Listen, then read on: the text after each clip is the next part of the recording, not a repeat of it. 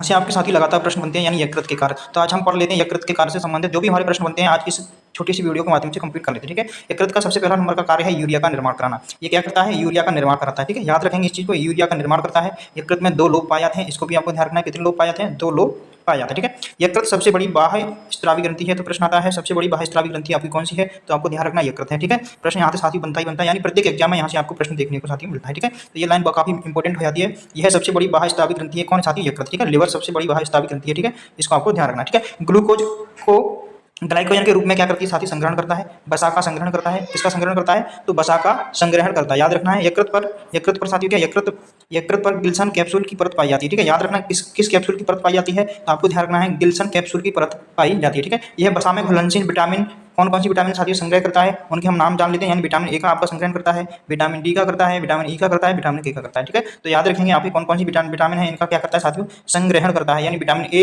Vitamin के, vitamin E, vitamin D. ठीक है, इन विटामिन को क्या करता है? संग्रहण करता है। ठीक है, यकृत को पोषण निवाहिक स्राव प्रदान करती है। कौन करती है? जो निवाहिक स्राव होती है साथियों वो प्रदान करती है क्या? पोषण। ठीक है, प्रश्न आता है यकृत को पोषण कहां से प्राप्त होता है? तो ध्यान रखेंगे निवाहिक स्राव यकृत को क्या करती है? पोषण प्रदान करती है। ठीक है, और सबसे महत्वपूर्ण बिंदु साथियों इसको ध्यान रखना, शराब तथा नशीले पदार्थों का क्या करता है? उपाप चयन करता है। ठीक है, ध्यान रखेंगे यानी नशीले पदार्थों का क्या करता है साथियों? उपाप चयन करता है। ठीक है, ये सारे पॉइंट काफी महत्वपूर्ण है। सबसे बड़ा पॉइंट एक और है साथियों, इसको भी ध्यान रखना है, पित्त रस का निर्माण होता है। ठीक है, प्रश्न आता है पित्त रस का निर्माण होता है, तो ध्यान रखेंगे यकृत में होता है। ठीक है साथियों, जानकारी अच्छी लगी तो वीडियो को लाइक, दोस्तों के साथ में शेयर, चैनल को सब्सक्राइब जरूर कर लेना है।